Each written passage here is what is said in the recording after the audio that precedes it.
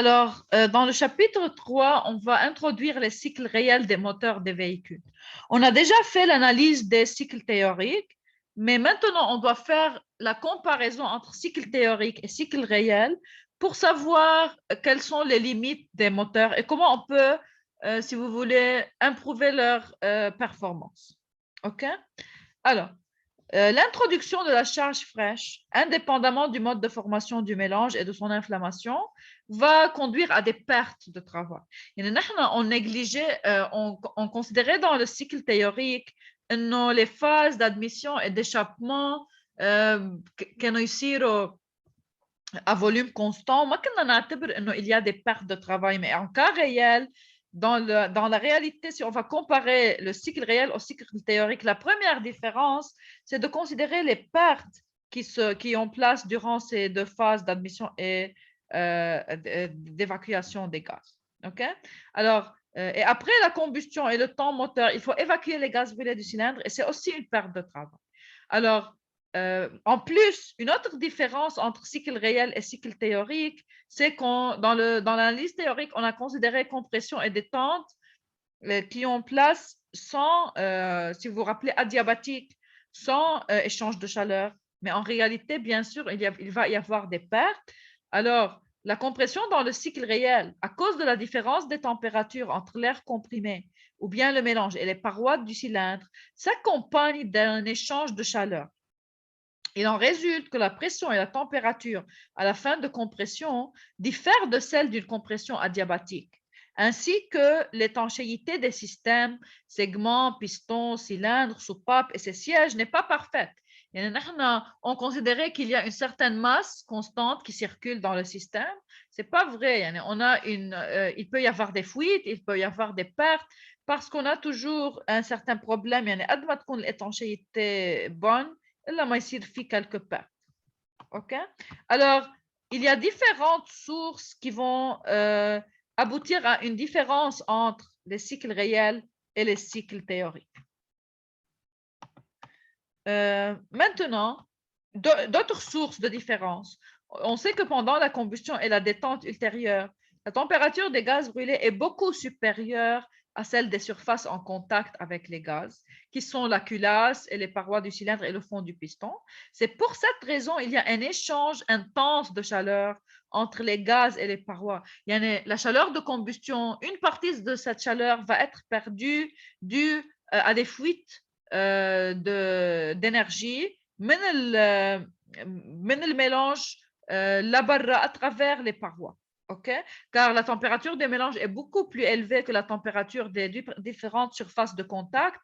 Il y a les parois, le fond du piston, le culasse. Alors, cela va aboutir à certaines pertes. Et en plus, la combustion ne peut pas être achevée auprès du point mort, mais le mélange continue à brûler en dégageant une quantité de chaleur donnée pendant la détente. مثلا بالmoteur à essence, on a considéré que la combustion est instantanée et elle se fait à volume constant. بس en cas réel ما في شيء اسمه instantané انه بتصير بلحظة وخلص. Non, la combustion va continuer un peu après le point mort. Bien sûr, une petite courbure بدل ما يكون مثل point brut. OK, point معنا مثل معنا اذا بدكم les points limitant les phases مثل الcycle théorique. الcycle théorique عندنا des points اذا بدكم pointus entre les phases. Non, dans le cas de réel, vous avez des courbures. يعني مثل vous pouvez pas détecter انه هيدي fin de combustion 100% ou le début de combustion. Pas comme le cas théorique, on a des points bien définis. Alors, tous ces effets-là dont on a parlé nous montrent qu'en réalité, ce qui se passe est différent de la théorie et c'est pour cela le rendement du cycle réel va être inférieur à celui du cycle théorique. Maintenant, bien sûr, on essaie toujours d'améliorer la performance pour obtenir autant que possible une performance proche à celle théorique. Alors, Évidemment, plus que les pertes de chaleur soient minimales, plus le rendement du cycle va être élevé et plus il va être près du cycle théorique. Alors, notre but va être d'étudier le cycle théorique et le cycle réel pour pouvoir connaître les sources de différence et essayer de limiter toute possibilité de perte pour avoir une performance très proche de la performance théorique. Maintenant, la détermination analytique du travail va être effectuée dans le cycle réel. n'est pas إذا بدكم facile comme le cas du cycle théorique. لأنه ما عندنا des points fixes، ما بنعرف وين الدébut وين الفin، ما فينا نعمل analyse théorique. أكثر بتكون analyse expérimentale. يعني ce qu'on fait en pratique dans le moteur réel, on peut tracer le diagramme PV expérimentalement, qui va représenter l'évolution réelle de la pression au-dedans du cylindre en fonction du volume balayé par le piston. Et quand vous tracez expérimentalement ce graphe, vous pouvez déduire graphiquement le travail. OK? Quand vous tracez un diagramme PV, je vais le travail graphiquement. Comment on peut le trouver? La surface La surface. intégrale. أول شيء حتلاحظوا إنه بس ترسموه إنه ما في بوين ما في هيك بوين واضحين وين الفان وين الديبيو، وحتى في شيء زياده شوي هون هلا حنعملهم اناليز في الادميسيون والاشابمون اللي ما كنا ناخذهم بالسيكل تhéorique نعتبرهم مش موجودين. نعتبر انه عندنا la même quantité de gaz qui circule, ce qui n'est pas vrai. عندنا partie d'échange وهيدي البارتي بتخسرنا une certaine quantité de travail et on va faire son analyse dans la suite. OK? Alors, maintenant, alors la détermination analytique du travail réel n'est pas facile, elle est très difficile. Comme on a déjà dit, les points ne sont pas très clairs. معنا des phases مقسومين بشكل واضح تنكتب des équations. Alors en pratique, on peut tracer le diagramme PV qui représente l'évolution réelle de la pression dans le cylindre en fonction du volume balayé par le piston. Et ce diagramme-là peut être prélevé à l'aide d'un capteur piézoélectrique à quartz et un oscilloscope cathodique. Le diagramme obtenu va nous aider à déterminer la puissance indiquée du moteur par exploration et planimétrie de ce diagramme. On utilise la méthode graphique pour trouver l'air. L'air va nous donner le travail. Du travail, on peut calculer la puissance indiquée. Maintenant, le taux d'utilisation de chaleur du cycle réel est exprimé par la valeur du rendement indiqué. Alors, quand on parle de paramètres indiqués, on est relié au cycle réel. Il y a un rendement théorique. Si vous vous rappelez, dans le chapitre 1, on a développé les techniques pour le calcul du rendement théorique. Maintenant, ensemble, pour le moteur réel, on va utiliser un autre indice. Quand on dit indiqué, ça va référer au cycle réel et ceci va représenter le rapport entre la quantité de chaleur transformée en travail indiqué et la totalité de la chaleur dépensée. OK? La définition de rendement est identique à la théorie. Ici, on calcule en réalité quel est le travail effectué. On peut trouver le travail effectué en utilisant l'aire du diagramme et on peut faire, si vous voulez, aussi une analyse de la combustion. Quelle est la quantité, après prendre en considération les pertes possibles, quelle est la quantité de chaleur qui va être produite par la combustion après prendre en considération toutes les pertes possibles et on peut alors calculer de cette façon notre rendement. OK? Maintenant, on peut, par expérience, on a trouvé que pour un moteur diesel, le rendement indiqué est entre 0,4 à 0,5, alors que pour un moteur à essence, c'est un peu plus petit, c'est entre 0,3 et 0,4.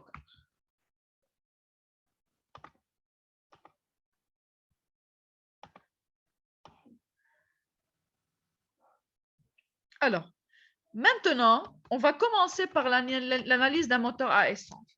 On a déjà vu qu'il y a une différence entre moteur à essence et moteur diesel, principalement dans la combustion.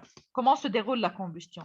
Dans le cycle théorique, on a considéré que dans le moteur à essence, on peut modéliser la combustion par une combustion instantanée à volume constant. Dans le cas de diesel, on a vu plusieurs possibilités. On peut considérer le cas d'une seule phase à pression constante, ou aussi on peut considérer une combinaison de deux phases, une à volume constant, une à pression constante. OK? Maintenant, si on commence par le moteur à essence. Dans les moteurs à essence, la soupape d'admission s'ouvre avec une certaine avance de 10 à 30 degrés par rapport au point mort. Pourquoi? Car on considérait que dans le cycle théorique, pas d'échange gazeux. Mafi admission, mafi échappement, c'est une seule quantité. On a une certaine quantité de fluide qui reste dans le cylindre. يعني كنا نعتبر انه اذا بدكم c'est la même quantité qui fait le cycle وانه هيدي الكونتيتي بدل ما يكون في échappement بيكون في rejet de chaleur. OK, وساعتها on peut modéliser les échanges gazeux d'une façon théorique par les phases à volume constant. OK, les rejet de chaleur ou addition de chaleur. Alors, ce qu'on fait ici maintenant, dans ce cas-là, on a le cycle réel. On a l'analyse des différentes phases. Okay? Premièrement, on disait avant, en général, l'admission, c'est la phase dans laquelle la charge fraîche est introduite. Okay? Et on doit faire attention si on a un cycle à 4 temps ou si on a un cycle à 2 temps. Ça va être complètement différent. Alors, on a l'analyse à 4 temps. Si vous vous rappelez, quand on dit un moteur à 4 temps, ça veut dire on a besoin de 2 rotations complètes du vilebrequin pour avoir le cycle complet.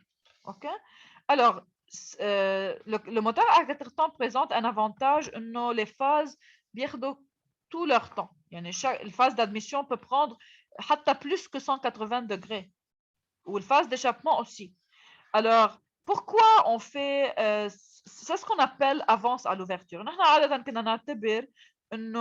Quand le piston descend du point mort haut au point mort bas, automatiquement, هيصير في مثل suction effect, هيفوتوا le gaz d'admission. N'est-ce pas si les soupapes sont ouvertes.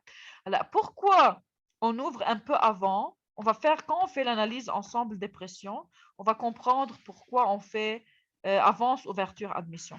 En général, ce point-là, le point 1, est appelé avance, ouverture, admission. OK. On peut voir, on va démontrer ensemble que lorsque la pression d'admission est assez petite, ici vous voyez que cette, si vous voulez, la ligne verte ici, ça correspond à la pression d'admission, qui règne dans les canaux d'admission. OK? Alors, ce qui va se passer, quand j'arrive au point 1, j'ai déjà une pression un peu, si vous voulez, dans mon cylindre. Cette pression-là, si elle est plus grande que la pression d'admission, mais si je peux, vous vous rappelez كيف كان فينا نزيد la pression d'admission, qu'est-ce qu'on faisait pour augmenter la pression d'admission? Qu'est-ce qu'on ajoutait au système? Turbocompresseur, un compresseur. Très bien, oui, très bien. On ajoutait un système turbocompresseur. Le turbocompresseur, il va augmenter la pression dans les canaux d'admission. Cette augmentation est très importante. Pourquoi? Car elle crée une différence de pression en faveur de l'admission. La différence de pression P dans le canal d'admission plus grande que P à l'intérieur de mon cylindre. Alors, automatiquement, si j'ouvre les soupapes, dû à la différence de pression, il fout les gaz d'admission dans mon cylindre. Alors que si j'utilise un moteur à pression atmosphérique, ici, par exemple, la pression atmosphérique, la pression d'admission, je n'augmente pas la pression avant d'être introduite dans le cylindre. Ça les soupapes d'admission. Car si j'ouvre ici les soupapes d'admission, mais déjà, ma pression dans le cylindre est plus grande que la pression régnant dans les canaux d'admission. Et il ne va pas y avoir cette force qui va pousser les gaz d'admission vers le cylindre. Si vous voulez, l'admission ne va pas commencer avant que le piston crée l'effet de il va diminuer la pression car lorsque le piston va descendre, il va augmenter le volume, il va chute de pression. Alors quand je suis à une pression inférieure à P0, ça, le mouvement du piston va aider, si vous voulez, les gaz d'admission à être introduits. Si la pression d'alimentation est assez élevée, je peux commencer à introduire les gaz avant. يعني فيني اربح une quantité plus grande de gaz introduite. أول شيء لأنه البريسيون أعلى، ثاني شيء لأنه je commence un peu plus tôt l'admission.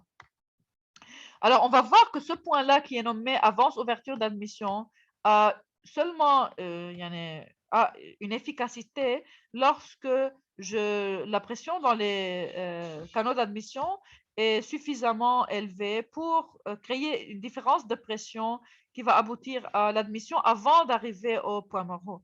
يعني بيكون البيستون بعد ما بلش ينزل بيكون بعده عم يطلع البيستون، اوكي، mais comme la pression ici, si vous voulez, est inférieure à la pression dans les canaux d'admission, ça va aider à l'effet d'admission dans le cycle. Alors, maintenant, ce qui va se passer, ok, alors, je vais avoir, si vous voulez, ouverture des canaux d'admission.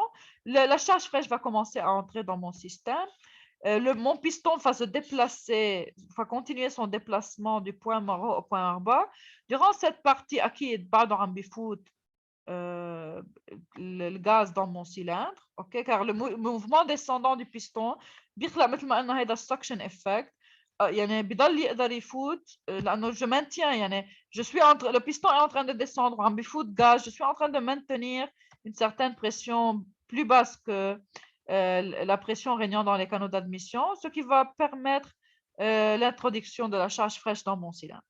Maintenant, je peux continuer à introduire dans une certaine phase, même si le piston continue à maintenant termine la descente et commence la montée du point mort haut du point mort bas vers le point mort haut, je peux laisser les soupapes d'admission ouvertes pour un certain temps, les pressions régnant dans le cylindre et les pressions d'alimentation égaux. كل ما كان suralimenté أكتر كل ما je peux retarder la fermeture. لأنه ساعتها بيضل يفوت gaz sous l'action de la différence de pression. Alors que si j'utilise un moteur à pression atmosphérique, je ne peux pas ما حأستفيد كتير من retard de fermeture. OK? Alors le point 2 est appelé retard, fermeture, admission. Alors maintenant, si vous regardez en total, quel est l'angle occupé par la phase d'admission? C'est plus grand que 180 degrés. Déjà, le point mort haut au point mort bas, on a besoin de 180 degrés. Ou un des plus, un certain angle de fermeture, retard fermeture, ou un certain angle avance ouverture. En total, dans le moteur à 4 temps, la phase d'admission prend plus que 180 degrés. Elle prend tout son temps, finalement. Alors que si je vais utiliser un moteur à 2 temps, ça doit être beaucoup plus rapide. Et on va voir ça quand on fait l'analyse des moteurs à 2 temps. OK? Maintenant, au point 2, on a les soupapes d'admission sont fermées. Et maintenant, on peut considérer que la phase de compression va commencer. Théoriquement, on considérait que la compression va commencer quand le piston commence à monter. OK? Mais ici, si vous voulez, c'est un chevauchement ici entre les deux phases. On considère que la compression réelle va commencer après la fermeture des soupapes. Il y a des zones de chevauchement. Et alors maintenant, on a la compression. OK. Alors maintenant, il faut à un certain stage, on doit commencer à on doit faire quoi? يعني شي محل هون. برأيكم le point 3, ça signifie quoi dans le moteur à essence? Qu'est-ce qu'on doit faire? Quand le piston s'approche suffisamment. Non? Tu peux répéter s'il te plaît? نبلش نحرق بنبلش ايه يعني شو بدنا نعطي شو بنسميها الاتنسال. اوكي الاجنيشن سيستم. اوكي on donne le signal تيصير في هيدي الاتنسال تعطينا يعني تبلش تخلق الكومبشن لانه on sait que dans le moteur à essence ما في auto inflammation يعني ما بيولع على حاله الميلانج. Il a besoin d'un certain déclenchement اللي هو une étincelle. فlorsque j'arrive à une pression et température assez élevée, je peux donner l'étincelle. هلا هي الcombustion منا instantanée بتاخد شوية وقت. هلا هنشوف quand on fait l'analyse après de la phase de combustion, on va voir que on a besoin يعني un certain délai بيسموه propagation de la flamme. تصير في propagation de la flamme ou يولع الميلانج. Alors ici, vous pouvez voir que lorsque ça va يعني lorsque l'inflammation va prendre place, هيصير في montée brusque de pression. Mais cette combustion va continuer un peu après le point mort. Pendant la descente du piston, حتكمل الcombustion. Parce que le moteur à essence a des phases limitées. C'est pour cela dans le cycle théorique, on peut modéliser la combustion par une phase à volume constant. لأنه لاحظتوا إنه مزبوط منا instantanée بس elle prend pas beaucoup de temps. يعني dans le moteur à essence, la combustion est rapide. OK? Et on a une élévation brusque de pression correspondant تقريبا على الpoint mort. OK? هلا le maximum est un peu décalé du point mort car comme on a déjà dit, c'est pas instantané 100%. Maintenant, une fois que j'ai atteint la pression maximale, ma combustion est terminée, je vais commencer la phase de détente. C'est la phase la plus importante car durant cette phase, je vais pouvoir profiter de la chaleur de combustion pour produire un travail mécanique. Et maintenant, à un certain stage, je dois ouvrir les soupapes de quoi? Je dois évacuer mes gaz. Alors, je dois ouvrir les soupapes d'échappement. Ce point-là est nommé avance, ouverture, échappement. هيدا le point pour trouver sa place, ça a besoin d'un peu d'optimisation. Je dois faire une certaine étude pour savoir quand je dois ouvrir. Vous savez pourquoi? Si j'ouvre très tôt, c'est pas bien. Pourquoi? Si j'ouvre très tôt les soupapes d'échappement, quel est le désavantage? مظبوط, je vais perdre du travail. يعني أنا الديتونت هي la partie la plus importante لأنه dans cette détente je vais prendre du travail mécanique. مظبوط, je vais transformer l'énergie calorifique en un mouvement de translation du piston et le mouvement de translation du piston à travers un système bielle-manivelle va être transformé en rotation de mon vilebrequin. C'est l'une des phases la plus importante. C'est pour cela que je dois lui donner son temps. D'autre part, si j'ouvre les soupapes d'échappement très tard, aussi c'est pas bien. Vous savez pourquoi? Car aussi l'évacuation des gaz va causer une perte de travail. L'avance d'ouverture va diminuer le travail d'évacuation des gaz. Durant cette phase-là, l'évacuation est sous l'effet de différence de pression. بينما si j'attends beaucoup, ما بقى فيني استفيد من الديفيرنس de pression. ساعتها كل الكونتيتي pour être